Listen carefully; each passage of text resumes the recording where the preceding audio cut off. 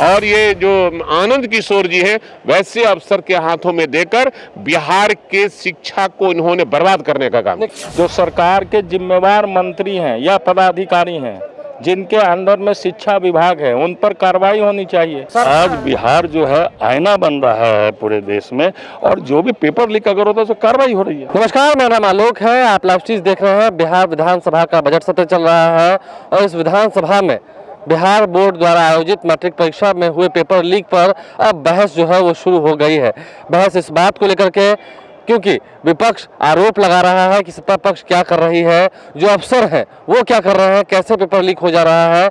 वहीं दूसरी ओर सत्ता पक्ष की ओर से जवाब निकल के आ रहा है कि अपने शासनकाल को याद कीजिए, क्या बिहार शर्मसार नहीं हो रहा है। मैट्रिक परीक्षा में जो पेपर लीक हो रही है इसको लेकर बिहार की छवि क्या बन रही है पूरी दुनिया में, पूरे देश में। ऐसे में सवाल खड़े हो रहे हैं। विपक्ष एक तरफ जहां आरोप लगा रहा है वहीं सत्ता पक्ष दिख रहा है कि जवाब उसके पास कुछ है नहीं, सिर्फ लिपापोती की जा रही है। क्या कुछ कह रहे हैं विपक्ष और सत्ता पक्ष नेता, जरा सुनिए।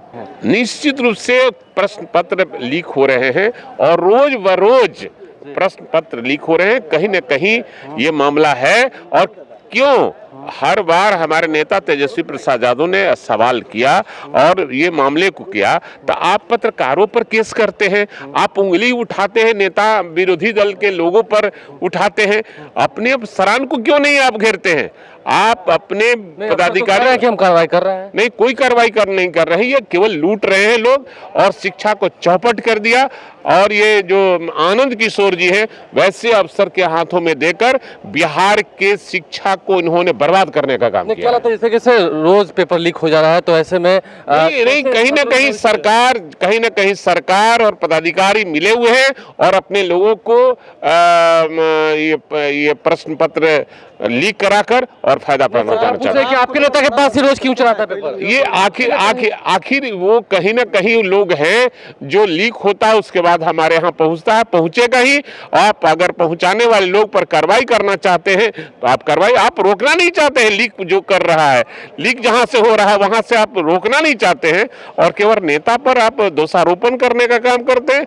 अपने भीतर अब झांकिए कि आप बिहार के साथ क्या कर रहे हैं। देखिए, बिल्कुल सही बात है कि बिहार के अंदर शिक्षा व्यवस्था का जो हालत है, खास करके बिहार स्कूल एग्जामिनेशन बोर्ड, सरकार कह रही है कि हम बिहार स्कूल एग्जामिनेशन बोर्ड को, जो सेंट्रल गवर्नमेंट का CBSE है उसके पैटर्न पर हम बिहार स्कूल एग्जामिनेशन बोर्ड को बनाना चाह रहे हैं और परीक्षाएं भी उसी रूप में होगी।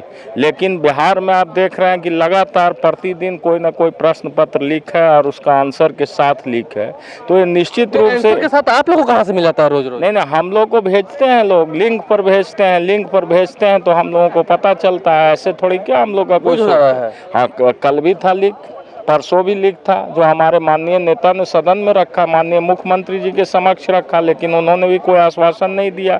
तो जब तक हम लोगों का मांग है कि शिक्षा की स्थिति को सुधारने के लिए जो सरकार के जिम्मेवार मंत्री हैं या पदाधिकारी हैं जिनके अंडर में शिक्षा विभाग है उन पर कार्रवाई होनी चाहिए। और नहीं कार्रवाई होगा तो इस तरह से पेपर लीक होने का मतलब जो विद्यार्थी सही मायने में पढ़ लिख करके चाहता है कि हम अपना करियर डेवलप करें, उसके साथ सरकार अन्याय कर रही है। मुख्यमंत्री तो पूरे बिहार को जो है आगे बढ़ाने का काम कर रहे हैं। अंतरात्मा उनकी क्या बोलती है वो बोले, जो उनके राष्ट्रीय अध्यक्ष, जो अभी भी राष्ट्रीय अध्यक्ष है, वो सजा याफ्ता है, जेल में है और आज शिक्षा में बहुत विकास। क्या आप इस बात को नहीं मानते कि पेपर लीक हो रहा है तो ये शर्मनाक नहीं, जो भी पेपर लीक हुआ उसको कैंसिल किया गया, कार्रवाई हो रही है और कार्रवाई होकर वैसे पदाधिकारी पर भी कार्रवाई हो रही है और पेपर कैंसिल भी किया जा रहा है। लेकिन कैसे कैसे लोग ऐसे ऐसे शब्दों का इस्तेमाल करते हैं जिनको ऐसे शब्द जो है इस्तेमाल जो है उनके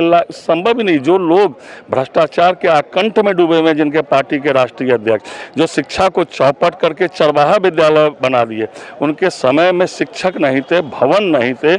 आज जो है बिहार